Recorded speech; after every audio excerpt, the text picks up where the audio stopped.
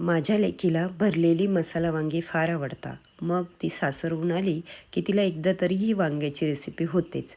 तर वांगे असे चिरून पाण्यात ठेवा. शेंगदाणे, खोबरं, तीळ, आलं लसूणची तयारी ठेवा. शेंगदाणे भाजून घ्या. शेंगदाणे भाजतानाच त्यामध्ये अशी खोबऱ्याची तुकडे काही भाजून घ्या. त्यातच तीळही भाजून घ्या व्यवस्थित. गॅस बंद करून मिक्सरच्या भांड्यामध्ये काढून त्यात आलं, लसूण, कोथिंबीर, जिरे आणि व्यवस्थित असं पाणी न घालता मस्त वाटून घ्या. आता त्यामध्ये थोडासा हिंग घाला, हळद, लाल तिखट, थोडासा किचन किंग मसाला, थोडासा घरातील काळा मसाला आणि धना पावडर. सर्व जिन्नस मिक्स करून घ्या आणि वांगी अशा पद्धतीने भरून घ्या.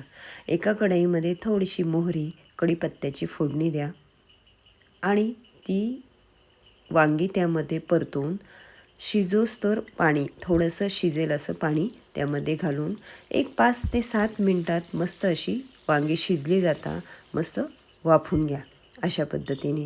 आता त्यावरच मी ते ताट ठेवलं आहे आणि त्यात पाणी घालून ठेवलं आहे. वांगीही छान शिजेल आणि तो मसालाही गरम होईल, पाणीही गरम होईल. हे बघा, वांगी शिजली, त्यामध्ये तो मसाला वाटलेला त्यामध्ये घालून दिला. मस्त आता वरून परत थोडी कोथिंबीर घाला.